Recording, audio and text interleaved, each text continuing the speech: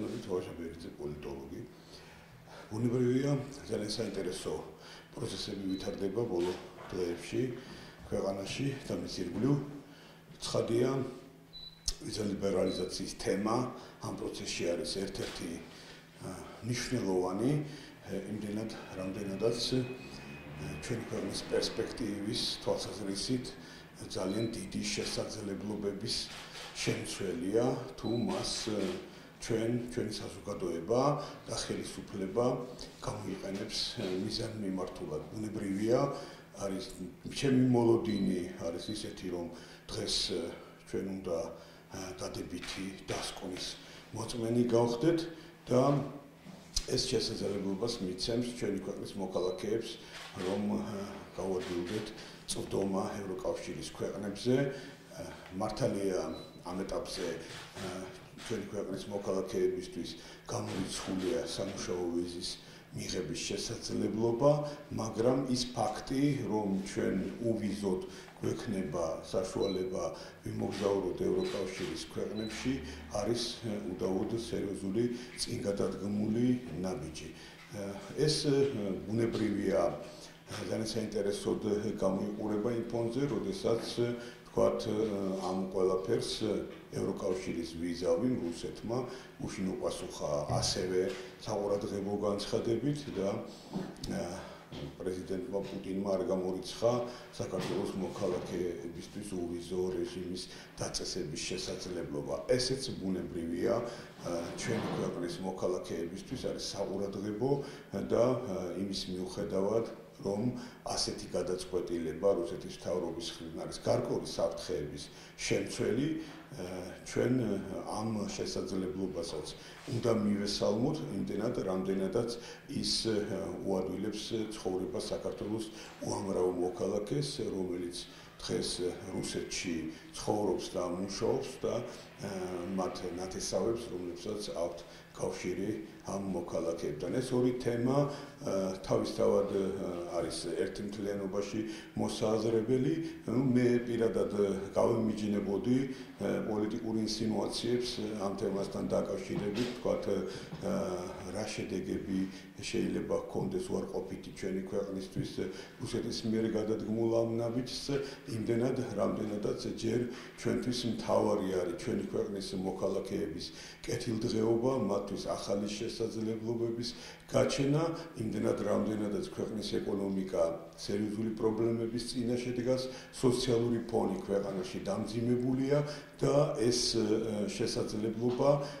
საშუალებას მიცემს ჩვენი ქვეყნის მოქალაქეებს შედარებით იოლად მოიპოვონ, ვთქვათ, ახალი სამუშაო ადგილები, როგორც დასავლეთში, ისე დაუშვათ იმავე რუსეთში, სამწუხაროდ ამის საჭიროებაც არსებობს და ამავე დროს გაუადვილებს უკვე ემიგრაციაში წასულ ჩვენს მოქალაქეებს სამშობლოსთან კავშირს და ისინი უფრო აქტიურად მიიღებენ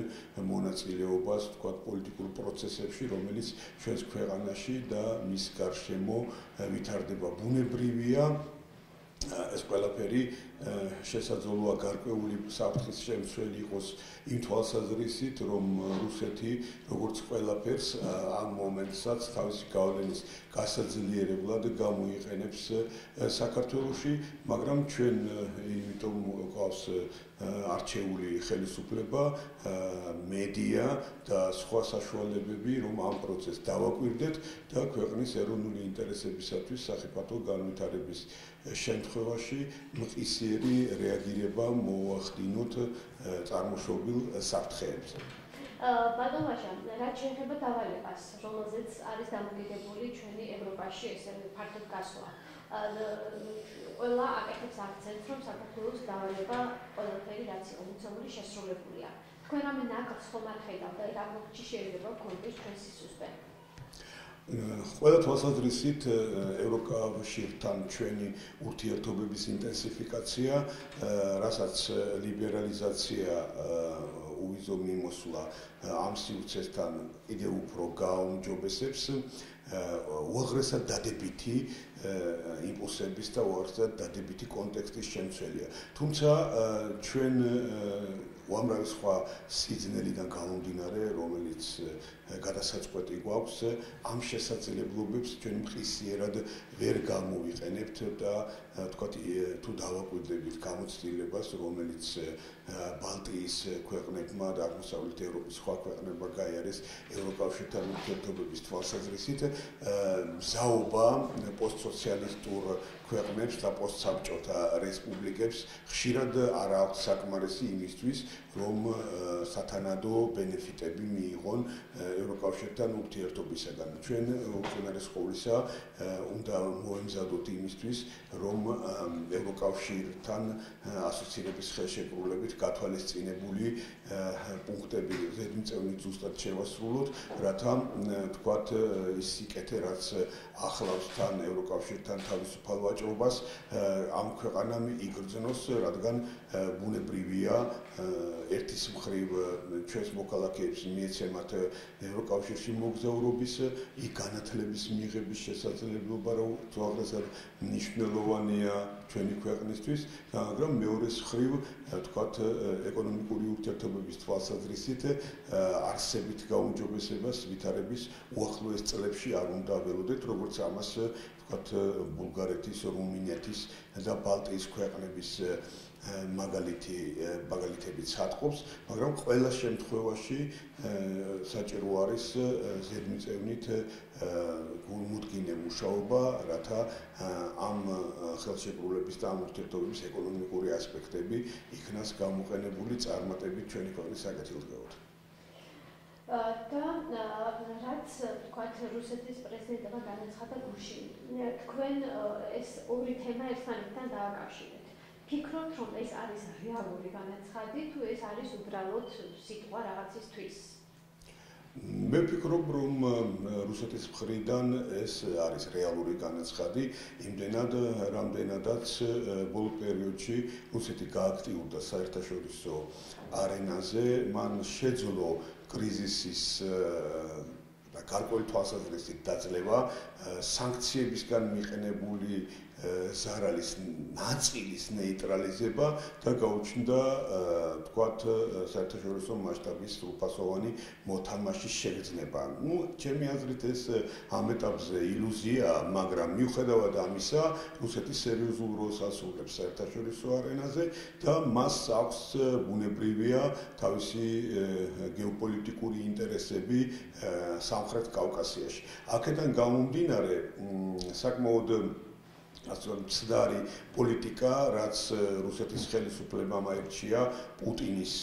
რეჟიმის არსებობის პირობებში, როდესაც მან აღიარა საქართველოს რეგიონების დამოუკიდებლობა და მოახდინა რეალური და ფაქტობრივი ოკუპაცია ამ რეგიონების, იყო ისეთი გამოუსწორებელი შეცდომა, რომლის დაძლევასაც მე ვფიქრობ, რომ უახლოეს წლებში რუსეთი ვერ შეძლებს და იგი მნიშვნელოვნად დაზარალდება იმდენად, რამდენადაც სამხრეთ კავკასიის ქვეყნების პოზიცია, განსაკუთრებით საქართველოს და აზერბაიჯანის, არის უაღრესად მნიშვნელოვანი იმ დაპირისპირებაში, რაც ახლა რუსეთს აქვს თურქეთთან მიმართებაში და ის სანქციები, რომელიც დასავლეთმა აამოქმედა რუსეთის წინააღმდეგ, ბუნებრივია მას სერიოზულ ზარალს აყენებს. აქედან გამომდინარე, გარკვეული თვალსაზრისით რუსეთი შეეცდება, რომ დაბრუნდეს სამხრეთ კავკასიაში და ჩვენი ფუნქცია ამ შემთხვევაში არის არა ის, რომ თქვათ რუსულ გეოპოლიტიკური ინტერესების ქვემდებარე სუბიექტად ვიქცეთ ან ჭანჭიკად, რომელიც ხელს შეუწყობს მათი ამ ზრახვების უპირობო შესრულებას და ჩვენს ეროვნულ ინტერესებს დააზარალებს, არამედ სერიოზულად ვიფიქროთ ამ დაპირისპირების პოზიტიური ნაწილის გამოყენებაზე ქვეყნის ეროვნული ინტერესების სასარგებლოდ. და ამ თვალსაზრისით ბუნებრივია მე ვემიჯნები ისეთ პოზიციას, როგორიც არის, რომ ჩვენ არ უნდა ვილაპარაკოთ რუსეთთან, ჩვენ უნდა ვილაპარაკოთ რუსებთან მხოლოდ ჟენევის ფორმატში, ჩვენი სტრატეგიული მოკავშირეების, შეერთებული შტატებისა და ევროკავშირის წარმომადგენლების მონაწილეობით, რათა რამე არ შეგვეშალოს, ან რუსეთმა ზეწოლა არ მოახდინოს, ან რუსეთმა არ გამოიყვანოს გარკვეული პრორუსული განწყობილებების ზრდის მომენტი ბოლო პერიოდში რომ შეინიშნება საქართველოში და ჩვენ აი დამოუკიდებელი თქვათ პოლიტიკა რუსეთთან მიმართებაში არ უნდა ვაწარმოოთ. არა ქართული დიპლომატია, ქართული სახელმწიფოებრივი აზროვნება და პოლიტიკური აზრი საკმაოდ მომზადებულია იმისთვის, რომ ჩვენ პირდაპირი კონტაქტები გქონდეს რუსეთთან, რადგან ისინი მოგვიწოდებენ ჩვენს სულ სხვა რამეს, რომ ჩვენ დავამყაროთ პირდაპირი კონტაქტები ოსებთან და აფხაზებთან, რაც ჩვენთვის პრინციპში ამ ეტაპზე არის მიუღებელი, იმდენად რამდენადაც ოსები და აფხაზები ოკუპირებულ ტერიტორიებთან მიმართებაში სადღეისო სუბიექტებს არ წარმოადგენენ, ისინი არიან რუსეთის მიერ ოკუპირებული რეგიონების მიერ მარიონეტულად დანიშნული და ხელისუფლება, რომელიც არის შედეგი ამ რეგიონებში განხორციელებული ეთნოწმენდის, რომლის მიღება და აღიარება არც საერთაშორისო საზოგადოებრივობას არ შეუძლია და არც საქართველოს არასდროს არ აღიარებს ეთნოწმენდის შედეგად ჩამოყალიბებულ სტრუქტურებს ამ რეგიონებში. რა თქმა უნდა, ჩვენ ამ მომენტების გათვალისწინებით de facto ადმინისტრაციებთან სამხრეთ ოსეთისა, ეგრეთ წოდებული და აფხაზეთის უნდა გქონდეს დიალოგი, ურთიერთობა, განსაკუთრებით სამოქალაქო საზოგადოების დონეზე, მაგრამ ის რომ ჩვენ დავიწყოთ უპირობოდ საუბარი აფხაზებთან და სამხრეთელ ოსებთან, ეს პრინციპში არის პრაქტიკულად შეუძლებელი და ამ ეტაპზე ჩვენთვის მიუღებელი. ჩვენ ამ საკითხებზე ბუნებრივია ჟენევის ფორმატი სრულად და ბოლომდე უნდა გამოვიყენოთ ეს ფაქტობრივად უკვე მკვდრად შობილი და ასე ვთქვათ არაფრის მომცემი ფორმატი, რომლის ფარგლებშიც არანაირი სერიოზული საკითხების გადაწყვეტა არ ხდება. ჩვენ მას უნდა ვეცადოთ, რომ მივანიჭოთ სასიცოცხლო იმპულსები, ჩვენ უნდა გამოვიყენოთ აბაშიძე კარასინის ფორმატი, მეტის საჯაროობის და გამჭვირვალობის პირობებში და ურთიერთობის სხვა ფორმები, მათ შორის შემოთავაზებული ეკონომიკური და სავაჭრო ურთიერთობების ინტენსიფიკაცია, რაც ბუნებრივია წაადგება საქართველოს, მაგრამ ჩვენ არც ერთ შემთხვევაში არ უნდა გავხდეთ სატელიტები რუსეთთან ურთიერთობის პროცესში, რაც ბუნებრივია ეს საფრთხე არის რეალური იმდენად, რამდენადაც ყველა პატარა ქვეყანას, დიდ ქვეყანასთან ურთიერთობაში სათანადო მხარდაჭერის გარეშე სხვა სტრატეგიული მოთამაშეებისაგან ასეთი საფრთხე ბუნებრივია ელის. პატონაჟი, თქვენ აღნიშნეთ, რომ რუსეთთან მიმართებაში დამოუკიდებელი კამპანია არ უნდა ვაწარმოოთ, აქ რას გულისხმობთ? დამოუკიდებელი კამპანია როგორ? ჩვენ რუსეთთან მიმართებაში მე ამის კონსუმ დამოუკიდებელი კამპანია არ უნდა ვაწარმოოთ, მე აღნიშნე რომ ჩვენ უნდა გქონდეს ურთიერთობა, მათ შორის პირდაპირი დიალოგი, თუ ეს შესაძლებელი გახდება გარკვეული დათქმების პირობებში რუსეთთანაც, უნდა გქონდეს ასეთი დიალოგი ოსებთანაც და აფხაზებთანაც, რომლებიც საქართველოს ტერიტორიაზე ცხოვრობენ, მაგრამ იმის გათვალისწინებით, რომ ეს რეგიონები არის ოკუპირებული რუსეთის მიერ, საერთაშორისო სამართლის დარღვევით მოხდა მათი აღიარება ერთადერთი ქვეყნის ფაქტობრივად რუსეთის მიერ და ამ რეგიონებში განხორციელებული არის ეთნოწმენდა, რაც მარიონეტულ რეჟიმებს, რომლებიც ამ რეგიონებში არსებობს, დანაშაულებრივი რეჟიმების კვალიფიკაციას აძლევს ყოველგვარი სხვა მომენტის გათვალისწინების გარეშე. მადლობთ და კიდევ ერთი თემა, რომელიც ინფლაციურ პროცესებს უკავშირდება, რომელსაც განცხადება ეროვნულმა ბანკმა გააკეთა, რომ მომავალი წელი იქნება ერთი მსუბუქი და თქვენ რას ფიქრობთ, ხა საუბარია 7%-ზე, შემდეგ 5%-ზე, რას ველოდებით ინფლაციის კუთხით მომავალი წლისთვის და რას შეუძლია ეროვნულ ბანკს?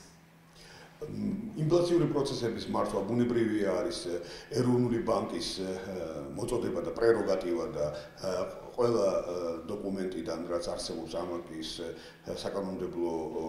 უზრუნველყოფისთან მიმართებაში ეროვნული ბანკის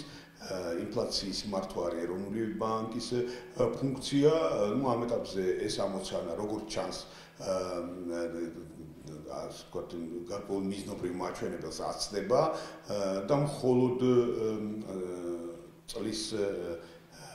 პირველი დასაწყისის შემდეგ უკვე სადღაც მეორე კვარტალში შესაძლებელი გახდება ინფლაციის მიზნობრივ მაჩვენებელთან დაბრუნება. მანამდე ამის პირობას ეროვნული ბანკი ვერ გვაძლევს და არც შესაბამისი მაჩვენებლებით დასტურდება, რომ ეს მიღწევადია. აქედან გამომდინარე, ბუნებრივია ინფლაციის გარკვეული დონე, მაღალი დონე დასახულზე და მიზნობრივ მაჩვენებელზე მაღალი შენარჩუნდება, მაგრამ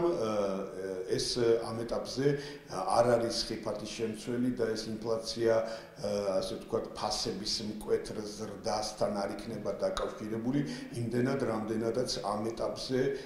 ეროვნული ბანკის ხელმძღვანელობა და მთავრობა შეთანხმებულად მოქმედებს და ამას, ვთქვათ, მათი ურთიერთმხარდამჭერი განცხადებებიც ადასტურებს. რამდენ პროცენტიან ინფლაციას ფიქრობთ თქვენ? მე ზუსტად პროცენტის დასახელება ამ შემთხვევაში გამიჭირდება და არ დავასახელებ, მაგრამ ასე ვთქვათ, საკმაოდ გადაცდება, მე ვფიქრობ, იმ მაჩვენებელს, რომელიც ეროვნულ ბანკს ჰქონდა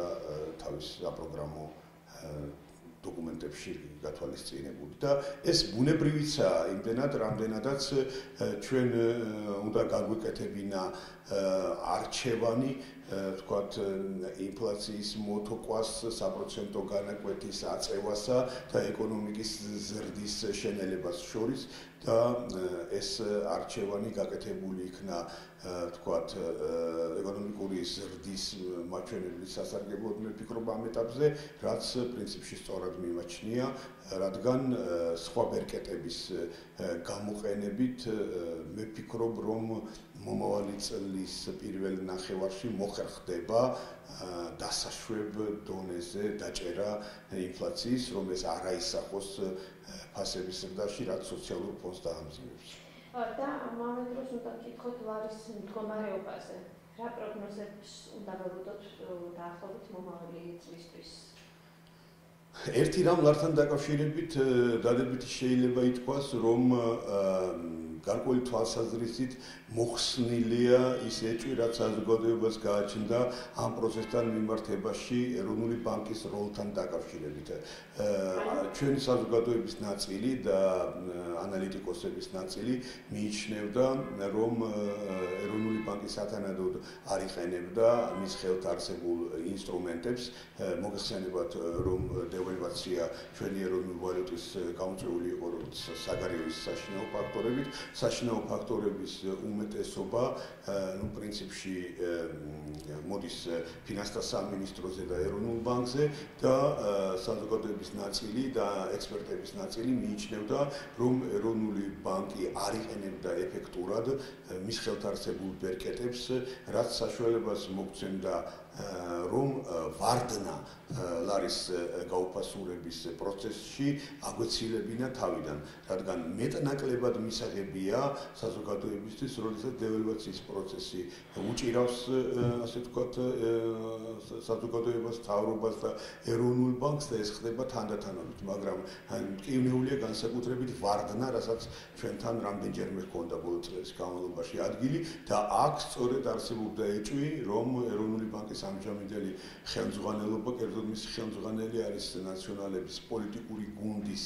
წევრი, ამ ჯგუფის ნაწილი და შესაძლოა გამიზნულად ხდებოდა გარკვეული თვალსაზრისით მიშვება ამ პროცესების უკონტროლობდა და ამას შედეგად მოყვებოდა ძალიან სერიოზული შედეგები საქართველოს დღევანდელი ხელისუფლებისთვის. მაგრამ მას შემდეგ, რაც ჩემი თვალთახედვით საქართველოში ჩამობრძანდა შეერთებული შტატების ახალი ელჩი ბატონი კელი, ეს პროცესები დისტანციიდან ასე ჩანს ყოველ შემთხვევაში, რომ დარეგულირდა, ეროვნულმა ბანკმა დაიწყო თავისი ფუნქციის შესრულება ლოგიკურად და გადადგმა იმ ნაბიჯების, რაც მისგან ადრევე იყო უფრო მკაფიო და დროულად გასაკეთებელი. ერთის მხრივ, მეორეს მხრივ არის კონტაქტი მთავრობასა და ეროვნულ ბანკს შორის, ფინანსთა სამინისტრომ ხარჯვის პროცესი გახადა სტაბილური და ასე ვთქვათ, გამიზნულად და თანაბრად იხარჯება ბიუჯეტი, რაც ეწოლას არ ახდენს, ასე ვთქვათ, ლარზე და ფინანსურ ბაზარზე. ამან ყველაფერმა გამოიწვია ის, რომ შედეგები კატასტროფული არ არის, მძიმე არ არის, ჯერჯერობით ყოველ შემთხვევაში მძიმედ არ შეიძლება დაკვალიფიცირდეს ის, რაც ლარს მოსდის ამ ეტაპზე, ხოლო მისი მომავალი ბუნებრივია დამოკიდებული იქნება იმ ფაქტორებზე, რომელიც ასეთ შემთხვევაში ლარს აჯანსაღებს, როგორც საერთაშორისო არენაზე, ისე შიგნით, ვთქვათ, იგივე ექსპორტის და წარმოების ახალისება და ასე შემდეგ და ასე შემდეგ. და კიდევ ერთი თემა, ხმაურიანი თემა, რომელიც ჯერ კიდევ ხმაურით გრძელდება, ეს ეხება პატიმრებს, პოლიტპატიმართა სიებს და შეწყალების თემას. თქვენ როგორ ფიქრობთ, ჯერ ერთი რამდენად დამაჯერებელია თქვენთვის ის ბრალდებების, რაც შევდება ამ სიებთან გარკვეული თანხების ჩართვით და მეორე როგორ ფიქრობთ დასასრულს, რა შეიძლება იყოს დასასრული? უბრალოდ მე ვფიქრობ, რომ ჩვენ უნდა შევეჩიოთ და შევეგუოთ დემოკრატიულ საზოგადოებაში ცხოვრებას, დემოკრატიული სისტემა და დემოკრატიის პრაქტიკა დასავლეთში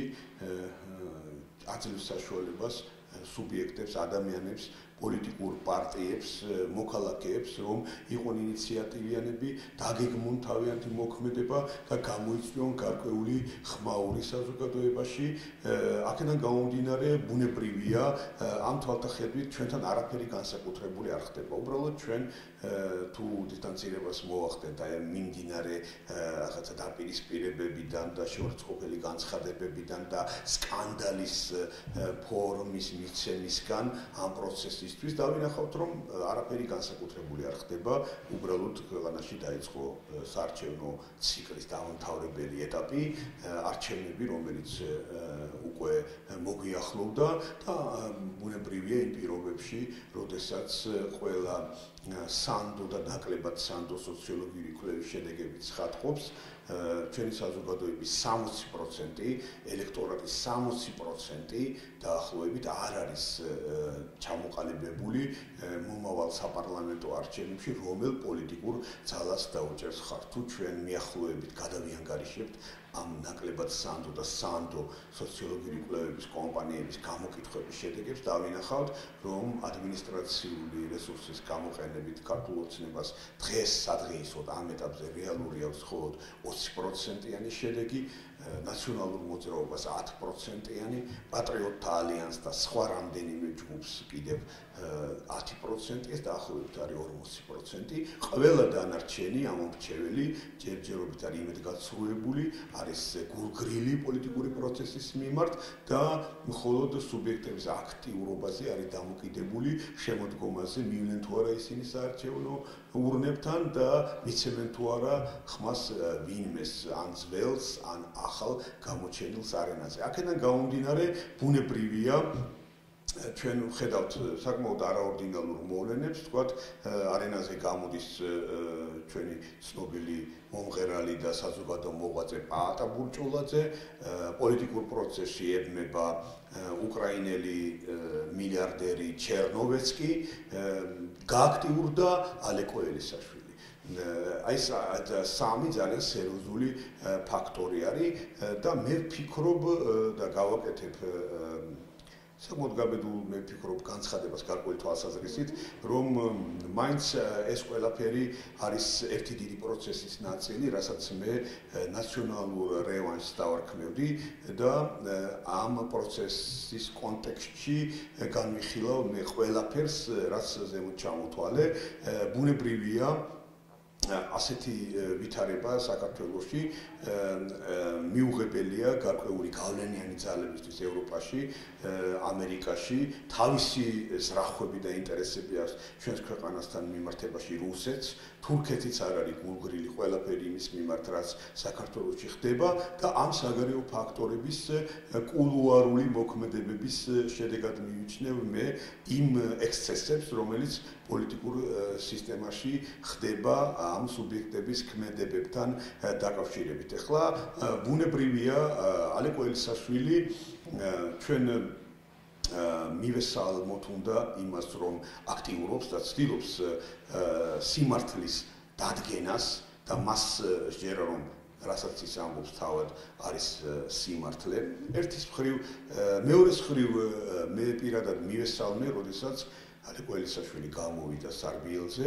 ეს იყო გახსოვთ თქვენ თბილისის ამქარი ორგანიზაცია, რომელიც მან დააფუძნა და საკმაოდ კარგ საქმეს აკეთებდა იმ პერიოდში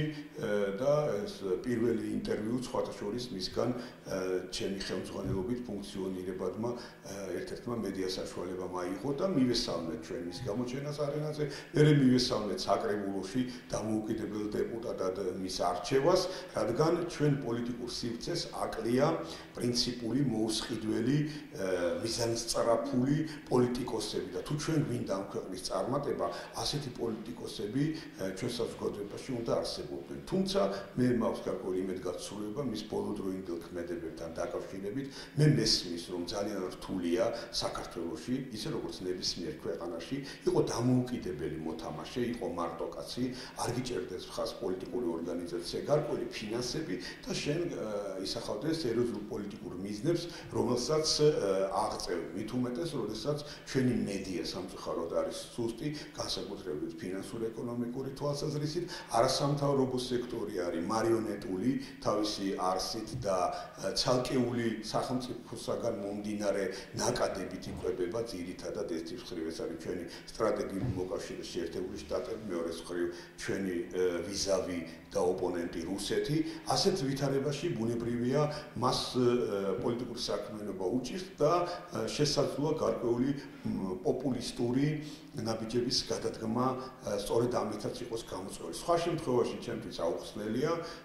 ის ასე ვთქვათ ფორმა, რომლითაც ბატონმა ელისაშვილმა გააპროტესტა, ვთქვათ, მის მიმართ განხორციელებული ზარები, რომლებშიც ის ხედავს კორუფციის გამოვლინებებს. თავისთავად ცხადია, რომ ჩვენ ქართული საზოგადოება უნდა ვიყოთ პრინციპულები და მეტიც მე ვიტყოდი დაუნდობლები ისეთი მოვლენის მიმართ, როგორიც არის კორუფცია. თუ ჩვენ კორუფციას საბოლოოდ არ ამოვზირკვავთ ჩვენი სინამდვილიდან, მისი სრული აღმოფხვრა მოგახსენება ძალიან ძნელია, თვითდასავლეთის განვითარებულ დემოკრატიულ ქვეყნებშიც კი უჭირთ ეს, მაგრამ არის თქვა წარმატებული მაგალითები ჩვენი ზომის და ცოტა მეტი ქვეყნებისა კორუფციასთან წარმატებული ბრძოლის თქვა დანიაში, ბელგიაში და ასე შემდეგ ამდაგარ ქვეყნებში ეს გამოცდილება ჩვენ უნდა გადმოვიღოთ და ჩვენ უნდა ვიყოთ დაუნდობლები ყოველი გამოვლინების მიმართ კორუფციის. სხვა შემთხვევაში საქართველოს როგორც სახელმწიფო არ შედგება და სხვათა შორის ეს საკითხი კიდევ ჩვენ უნდა შევდგეთ თუ არა დამოუკიდებელი ქვეყანა და სახელმწიფო საბოლოოდ გადაწყვეტილი და წერტილდასმული არ არის, რადგან ჩვენ ამას ჯერჯერობით ვერ ვასაბუთებთ დანარჩენი სოფლიოს წინაშე და ჩვენი დეზინტეგრაციის პროცესის ამაც ხატავს. ასეთ ვითარებაში, ნუ ეხლა ისეთი განცხადებები, როგორიც გაკეთდა ელისაშვილის მხრიდან, რომ აი მე მაქვს მესიჯები, მე მქონდა მესიჯები, მე ვერ პოულობ მესიჯებს, რომ იპოვეთ დისკზე ეს მესიჯები, არის არასერიოზული, რადგან მას როგორც პოლიტიკოს, არადა პოლიტიკოსობა არის ძალიან საპასუხისმგებლო ფუნქცია საზოგადოებაში, უნდა ესმოდეს, რომ როგორც კი დაფიქსირდა რამდენიმე ასეთი ზარი, მას უნდა გაეკეთებინა განცხადება შესაბამისი ფორმით მიემართა სათანადო სტრუქტურებისათვის, შეეკრიბა ჟურნალისტები, მოეთხრო მათთვის იმის შესახებ, რაც ხდებოდა და დაიწყო ბრძოლა დროულად და არ გადაენახა ეს ყველაფერი, თქვათ სამომავლოდ ან არ განეხილა იგი დაუშვათ იმავე პრეზიდენტ მარგველაშვილთან საუბრების დროს და მეორე მხრივ თავისთავად პრეზიდენტი მარგველაშვილის მოიცა არასწორად, როდესაც არ მიადევნა თვალი ასეთ მნიშვნელოვან სიგნალს, რომელიც მოდიოდა შეწყალების კომისიის თავმჯდომარისგან და არ გახადა ის საჯარო მსჯელობის საგანი და შესაბამისი სტრუქტურების კლევის ობიექტი. აქ ყველამ შეასრულა სრულიად გაუგებარი როლი, რაც იწვევს ასე ვთქვათ დასკვნის გაკეთების წინაპირობებს ქმნის, რომ აქ რაღაცას წინასაარჩევნო კონტექსტში ადგილი აქვს ამომრჩევლის მიმხრობის და გადაბირების